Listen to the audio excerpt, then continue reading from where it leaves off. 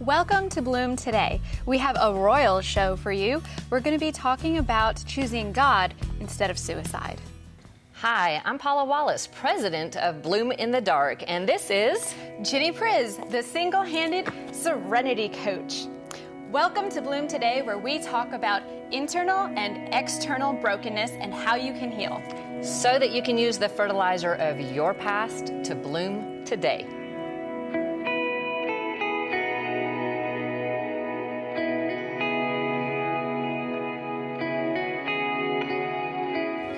Welcome, everybody. So glad you joined us. Today, we are talking about choosing God instead of suicide. And that's something I have in my past, the temptation to end it all and give up on it. Have you ever thought of that, Ginny? I think I've considered, like, what would it be like, in my darkest hours? What if I could I do this? Could this be an out for me? And definitely in moments where there was depression and early stages of recovery and PMS, definitely gave me even more depression than I had ever experienced ever. I think there were moments where I prayed, God, I'm ready to go home whenever you want to take me. It's totally okay if you take me tonight. It's totally okay if I don't have to go through another day. But that's about as close as I've gotten. I don't think I could. I ever got to the point where I never made a plan or anything like that. Did you get to that point? Well, see, I believed that suicide was murder. Okay. And therefore, because of my training and background in the Bible and everything, so it was an absolute no-no. But I had this idea that if somebody else killed me, it was okay.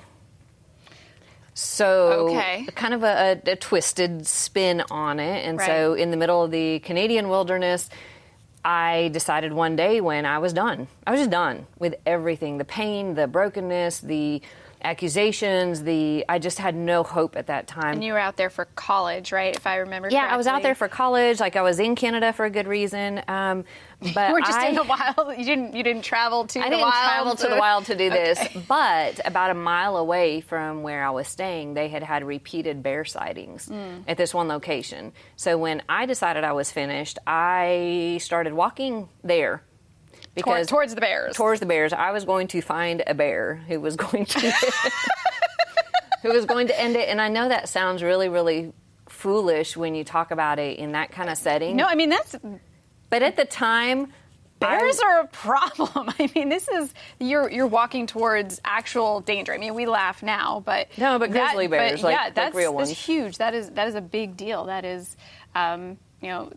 like someone, suicide by cop has been done frequently in the past, and we know this is a real thing. People do go ahead and choose these things. Right, and so it was me putting myself in danger with the hope that somebody else would take my life, because then my life could be over without me being guilty of having killed myself, which isn't any better than any other twisted version that Satan throws at us for why it's okay.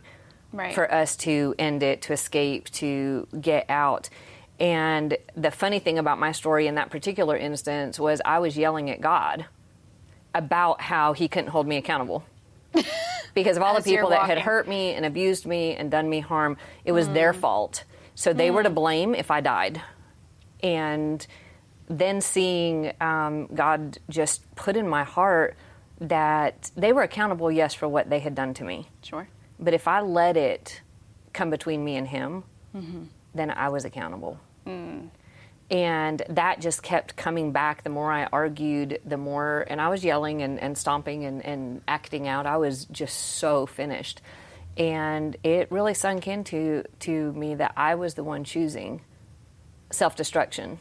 Right. At the end of the day, it was still your choice to be put in harm's way. Which was no different than committing suicide any other way. And when that kind of got through the fog and started sinking in, I stopped.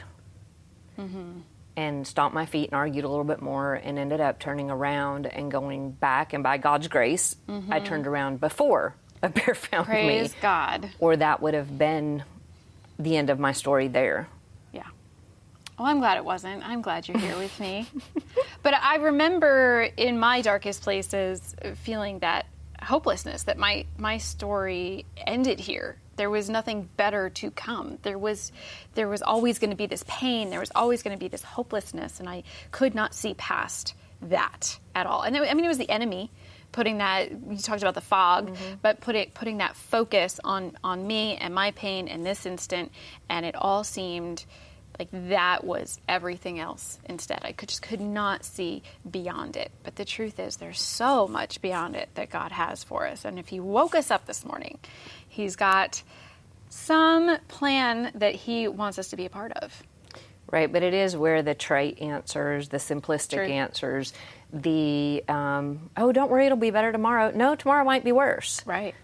It's not that circumstances are going to get better. Right. It was me having to understand that God could carry me through those circumstances, that He could meet me in that darkest pain when it feels like a black hole that's just swirling and sucking you under, and there's no coming back up from that. And I've had multiple instances in my life at different points where the hopelessness hit that level. And it has gone back to, God, either you come in and do something, or I'm done. Like, I humanly can't do this anymore. Right. But God has been faithful, or I wouldn't be here having this wonderful time hanging out with you in a kitchen on a TV show. Talking about suicide. Yay! It's such a difficult subject. Yes, but at least being here, there is hopefully this moment where we can tell people there is hope on the other side of that, and that it won't always be the way it is today. No. And that's the part where understanding that there are truths that go beyond today's pain or today's darkness, truths that are, there can be purpose that comes out of our pain. We're sitting here talking about our pain episode after episode and talking about how God brings in healing, how God brings in change, how He has some way to use that pain to benefit somebody else. I love the quote from Troy that says, our greatest hurt becomes our greatest passion. And I think that is so true for me. But I've seen it happen over and over again, that when we're finally able to turn to God and He helps us to walk out of that painful place, then He uses that pain to be part of our purpose and part of our journey moving forward. Romans 5:3-5, right? Not only so, but we also glory in our sufferings, because we know that suffering produces perseverance, perseverance character, and character hope. And hope does not put us to shame, because God's love has been poured into our hearts through the Holy Spirit who has been given to us. And hope is one of those things where we don't end it all when we have hope. We only want to end it all when we feel hopeless. Yes. And that's the part where building those steps and leaning into suffering, because the fact is, we've got to give God our futures anyway. Oh my gosh, yes. So difficult sometimes. Yeah, even when I'm hurting the most, or let's say you're even in a successful place. What about tomorrow? Well, you could lose it all tomorrow. It could all change tomorrow. It could get worse tomorrow. And I get to give God tomorrow. He says, take no thought for tomorrow. So I'm going, okay, God, today, can you carry me today? Can you help me survive this pain for the next minute, the next 30 seconds, shoot, the next 5 seconds? Right. Can you get me through this? And continue to ask and lean into Him and into that process, with the future, the hope part being His. Right. Because we never know what that's going to look like, what the future is going to look like. But we can trust that He's going to meet us there, and that He's not going to leave us every step of the way, and He's going to be right there beside us. So, yeah, in Philippians 1:6, where it says, being confident of this very thing, that He who has begun a good work in you will complete it until the day of Jesus Christ. There is no need for it to be an end. It can just be, today is the next step. Next part of my training, next part of my survival, next part of my growth. Right. He's the one that has to bring me through it. He's the one that has to fulfill my purpose and walk through it. Not me. My job is to just show up and take the next step and do the next right thing, and then watch how He works in that process. And so our value comes, like, Christ's death is the biggest thing that signified to me that he went through separation from God. He went through all of the pain. He went through coming to earth at all, with the whole point being for him to die and deal with that excruciating pain that makes me want to end it all. That he carried that pain on the cross. Amen. Because he valued me so much more. Yes. And that starts changing that perspective of there being no value to my life, there being no value because I'm too broken. Someone died for you. That's a high price to pay, because he loved us so much that he was willing to say, okay, I'm willing to go through all of this pain that you may be going through, another version of it.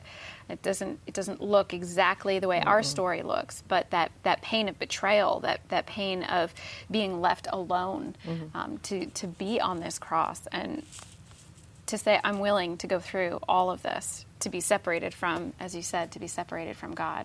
It says, my God, why hast thou forsaken me? Sorry, King James again. But that forsaken part is a big piece of why we're hopeless a lot of times. Yeah. We feel abandoned and lost and broken and abused and hurt, and that leads to hopelessness. Which is a horrible place to be. But it's not the end of the story. That's It's not never the end of the story. And that's the amazing part, is that it doesn't have to be. And we talk about this more in our coaching. In our coaching tool, absolutely, which is available online on our website, bloomtodaytv.com.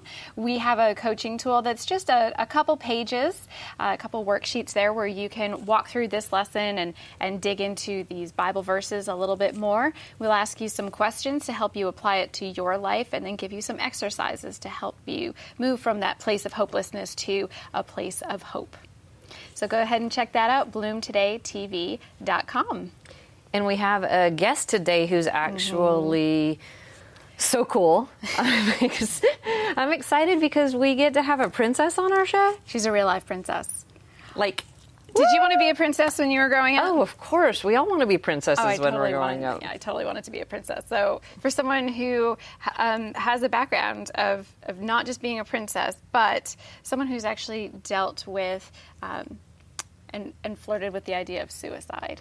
And has her doctorate and has all kinds of other things that I think all happened after. Yes. So there's a story an here. An author, a screenwriter, entrepreneur. And helps other people do all those things too. Like that's pretty incredible. And what would have happened if she wasn't around to do all these amazing things? We'll never know. Thank God. Because she stayed around. Princess Fumi Hancock, would you please come and join us? I'm so excited to have you. Thank you so much. Welcome. Thank you for having me. Thank you so much for having me. We are so thrilled to have a real life princess here. Here. Thank you for having me. We had to look very far and wide. Oh, I know, right? To find a real life princess. I'm glad you found me. We are so thrilled. I'm glad you found me. Now, can you tell us a little bit about where you are from? Okay, so I'm from the southwestern region of Nigeria, where my family has actually ruled since the 1280s. So that's kind of cool. Wow, that's a long royal line. I thought it was 1400s until one day my father visited and said, I said, what? I said, what? I said, 1280 is not 14. Know your history. That's almost a couple hundred years I know, right? Yeah. So since then, he made sure that when I went back home, he showed me the whole thing. I said, okay, Dad, I'm not going to forget it anymore. So thank you for the history. And your outfit symbolizes some of that, right? Yeah, a lot of the things that I wear, even here in America, because, I've been in the States for more than 30 years now, but I went back home after 23 years of hiatus. And just being ingrained back into the culture. And so this is part of what I wear. You know that I'm always like that on TV and things like that. And so this is one of the things that was woven in the palace for me by the palace women. Oh, wow. The king, who is my uncle, he is the current king. He has a group of people that weave for the queen. And when I go home to do some celebrations and so they have mine too. So I'm like, okay, thank you. That is so awesome. Thank you for it's giving beautiful. Me some. Yeah, thank you. And do you ever wear a tiara or wear? No, what I have is beaded. It's it's not a tiara like you have here, but it's beads. Okay. That you would wear. So I don't wear it here, but when I'm home doing my